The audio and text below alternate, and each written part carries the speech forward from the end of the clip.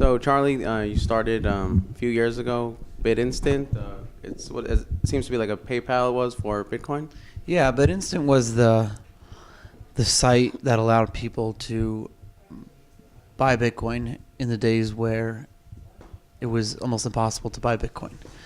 And we realized early on that while this Bitcoin thing is like pretty freaking cool, Mm-hmm. even if it fails, it's pretty cool. Let's just get it into the hands of as many people as possible and see what can happen next. And probably like 90% of the CEOs and owners of all the Bitcoin companies today will tell you that they bought their first Bitcoin through BitInstant. Mm-hmm. And so that was kind of like the first bridge of being able to buy Bitcoin easily at a million or so locations around the world.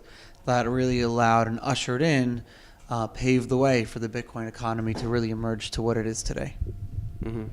So now you have a new startup, Action Crypto. I guess you started that since BitInstant is no longer in existence. What's the difference, Action Crypto and? We're working on a lot of projects the past few years. Action Tell me Crypto about is your Action projects. Crypto is a pretty cool site because it allows people to buy an option on what they think the future price of Bitcoin will be, but it does it in a way where you don't need to keep money on exchanges. We just had the Bitstamp hack the other day, and Bitstamp lost a ton of money, like $5-6 million, and they made everyone whole, but they lost a bunch of their own money. Mt. Gox hack, hundreds of millions of dollars. People lost their money for trading. Mm-hmm. So Action Crypto allows everything to be on-chain, which is one of the utilities of Bitcoin that allows people to not have to keep money with us. Essentially, the only time that they have to risk money is when they actually buy an option. So, for example, if you believe the price of Bitcoin will be higher in 5 minutes or 20 minutes or an hour or a day, you send money to an address. Mm-hmm. The timer will start, and once the timer ends, if you're right, if you bought an option that the price will be higher or lower, then you'll win your money back plus the payout, 85%, 50%. So you can win a significant amount of money. But you don't have to keep money with us. The money goes in and comes out instantly. We're never holding people's money. The only money that's being held on the site is while options are in play. But other than that, we're not holding anyone's money. All right. I don't know too much about Bitcoin, but I know it was $5 a few years ago. It was as much as 800 something. Yesterday it was 150, and now it's 225.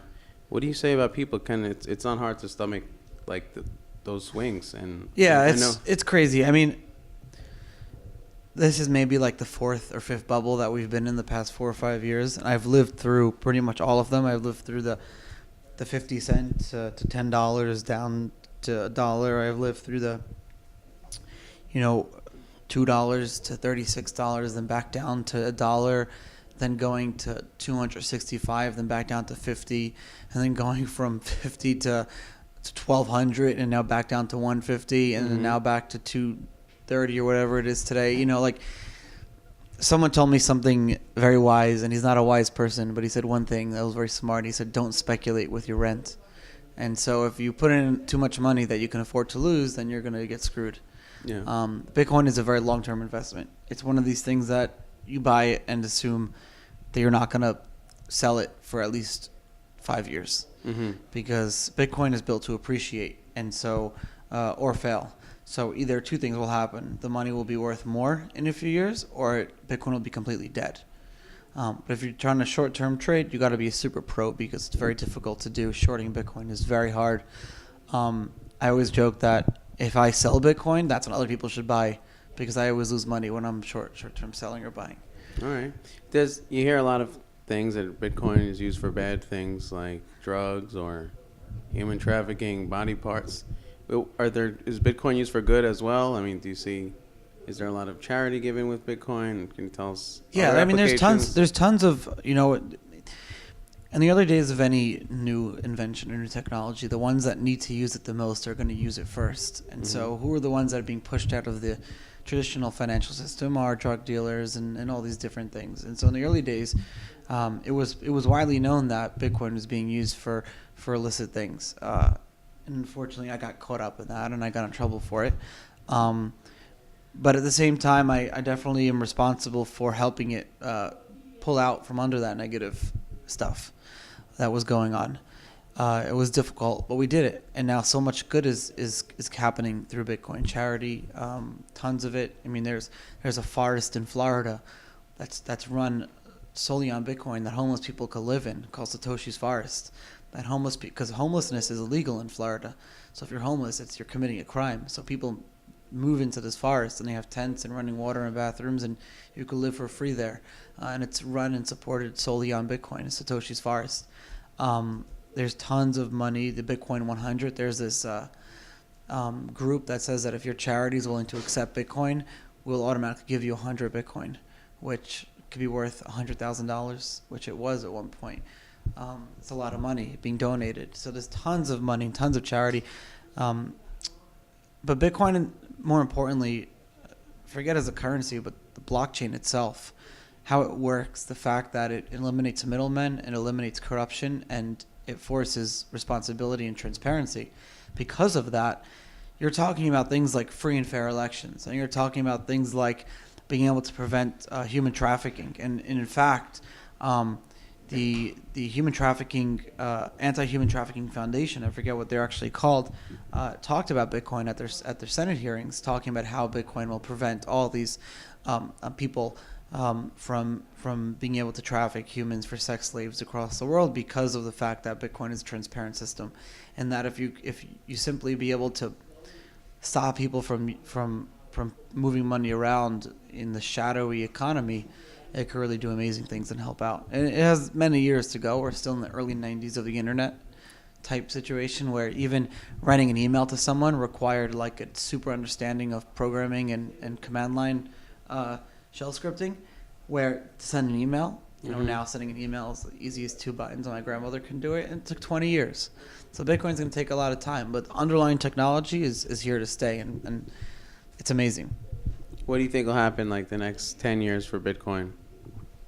What's going to happen is Bitcoin's going to be used in technologies, and people won't even realize that it's being used. So all of a sudden, it'll be instant and free to send money around the world, as easy as sending an email, because way back when,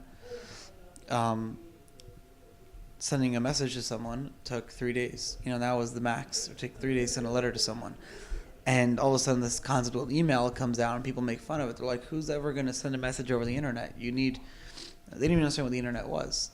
And now everything is done over the internet. You don't even realize it's been from ordering groceries on the computer to ordering something on Amazon, where robots are controlling the stock line to send it to you.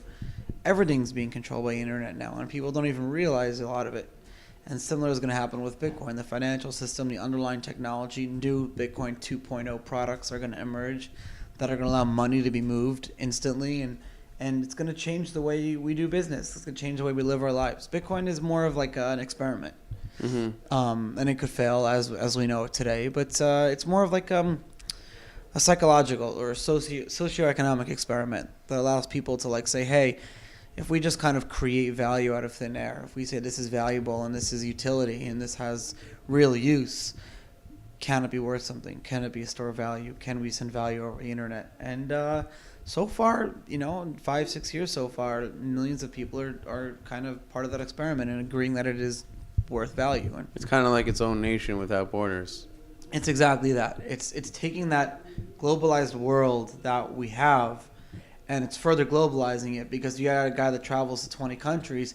He doesn't need to carry all these different currencies anymore. It just carries one Bitcoin. And it's like further removing borders. Bitcoin community people that I know in the Bitcoin community, I don't even know where they're from. They may speak a certain language or have a certain accent, but like everyone's from everywhere. It's impossible. What's there to stop if people with venture capital money came up with 10 alternate currencies to try to compete with Bitcoin? Is that very dangerous? It's happening. You're having new Ripple and Tether and Ethereum and Stellar and Bluecoin and all these different experiments.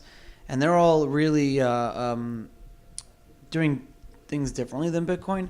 But Bitcoin has that like crazy mass adoption that it's gained. Bitcoin has become like a household name.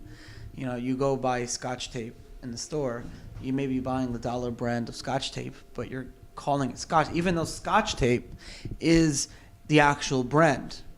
tape is what you're buying. People call alternate currencies the bitcoins of the world. Exactly. People are always going to be calling it Bitcoin and things like that. So you're always going to have that super adoption. It's like with anything, So it's like thumbtacks or Scotch tape or anything like that. You're always going to be calling it by the first one, the major one, the one that did it right. Is there anything you'd like to say closing out? That's it. All right. Thank you very much, Charlie.